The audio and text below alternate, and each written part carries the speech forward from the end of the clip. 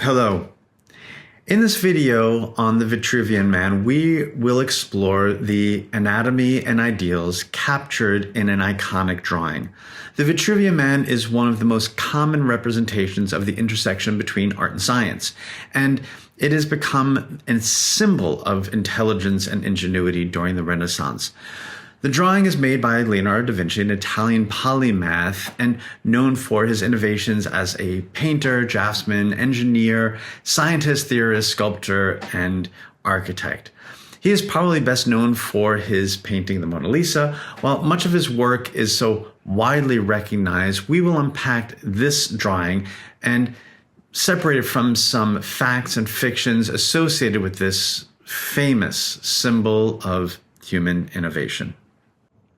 To begin, the Vitruvian Man was drawn by Leonardo da Vinci in Milan around 1490, simply as a study, sketched in one of his notebooks.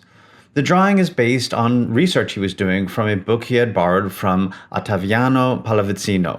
The book was on architectural principles written over 1,500 years earlier by the Roman architect and engineer Marcus Vitruvius Bollio. In the book De Architectura, Vitruvius explained that the human body is a perfect example of balance and design. He noticed our body's parts naturally relate to each other through predictable mathematical patterns.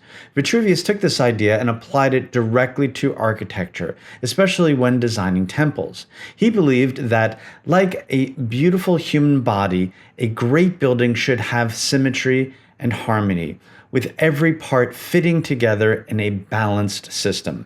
By understanding human proportions, designers can create spaces that correspond to the people moving through them. He argues that just as a temple is built to mirror the perfection of human form, similarly, our body is a temple. We do not know whether Leonardo intended anyone besides himself to see the Vitruvian Man drawing. It took years before it achieved its status as a symbol of the intersection between art and science. In fact, Giorgio Vasari, often called the father of art history, wrote the lives of the most excellent painters, sculptors, and architects in 1550, who documented the lives and works of Renaissance artists, including Leonardo da Vinci. However, in this significant art historical text, the Vitruvian Man was not included. It was simply a drawing in a notebook, surrounded by text in Leonardo's customary mirrored handwriting that would have been illegible to most people besides himself. For example, two of the sections framing the drawing are copied from Vitruvius's De Architectura, similar to a student writing notes from a library book. Leonardo was fascinated with the classical idea that architectural and human proportions could be analogous. Da Vinci's early anatomical drawings, which preceded the Vitruvian Man, show his attempt to understand and codify human proportions. At that time, it was forbidden by the church for people to conduct dissections. Many artists relied on an antiquated anatomical book of illustrations by Galen of Pergamon from Greek antiquity. Most of his examples were from animals and did not accurately correspond with human anatomy. To understand the proportions, let's break down the structure. The height of the figure from head to toe sets the system of measurement. The length is divided in half at the base of the pelvis, then into quarters, then into eighths. The eighth that corresponds to the head is a key measurement. You might have even heard this before, that the human figure is measured as 8 heads high. That oval of the head, when turned on its side and doubled, is the width of the upper torso.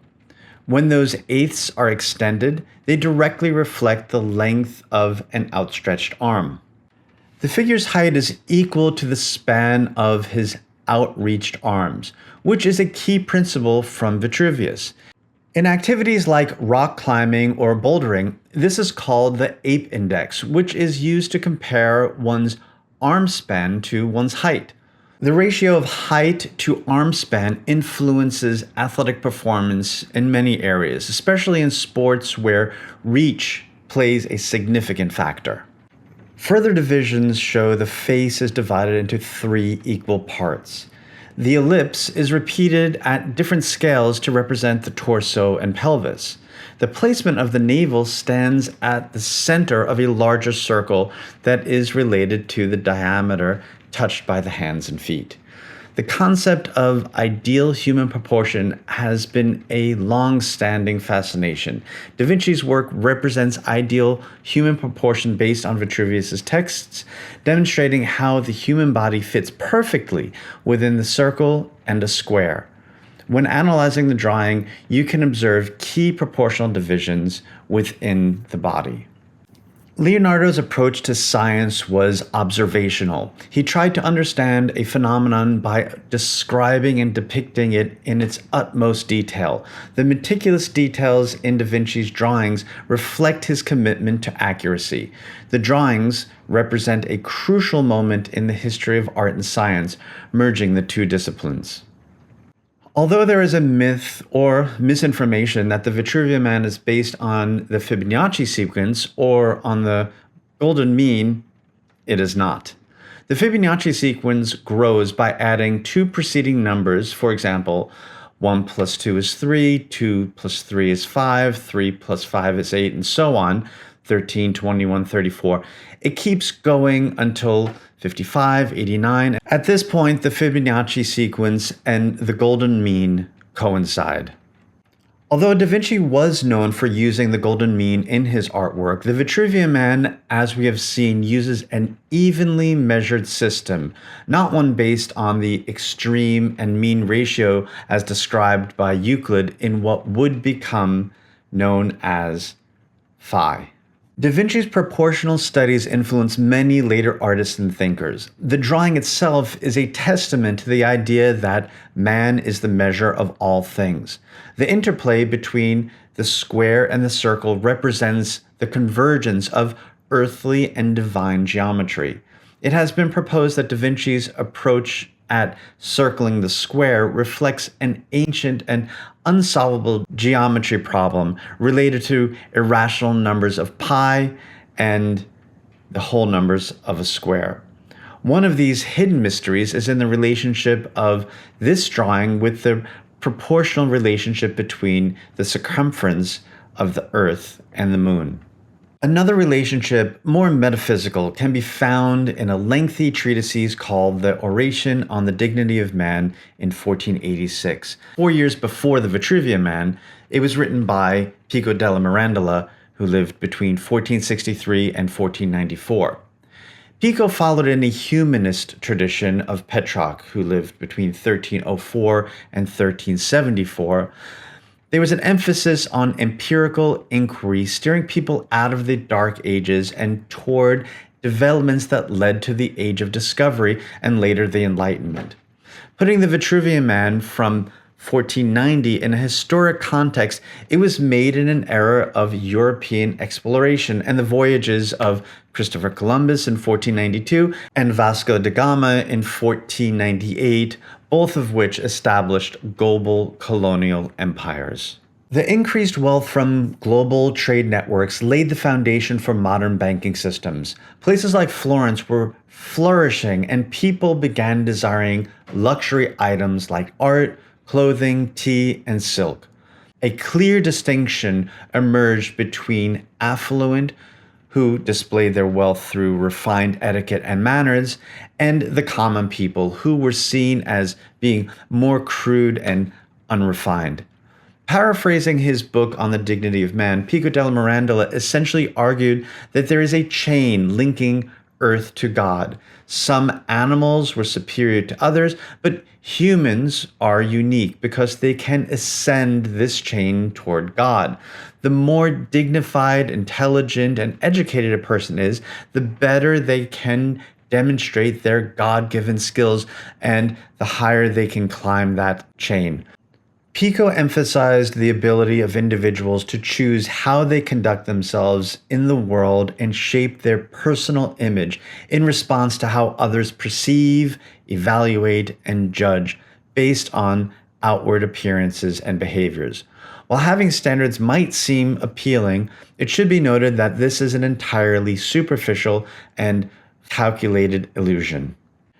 In the context of Pico, Part of Da Vinci's investigation of human anatomy includes figures that are deemed grotesque.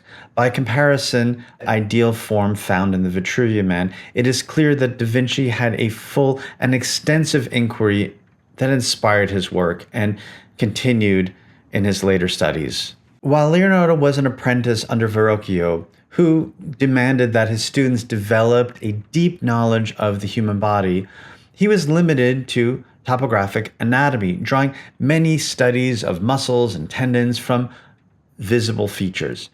He was given permission later to dissect human corpses from 1510 to 1511. He collaborated in his studies with the doctor and professor of anatomy at the hospital of the Santa Maria Nuova in Florence, and later at hospitals in Milan and Rome.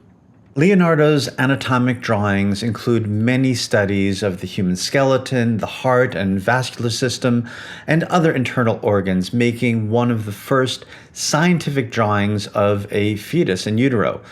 The drawings and notations are far ahead of their time. His anatomical exploration extend beyond the mere surface appearance, seeking an underlying structure and function. The Vitruvian Man integrates scientific observation with artistic idealization, a hallmark of the Renaissance.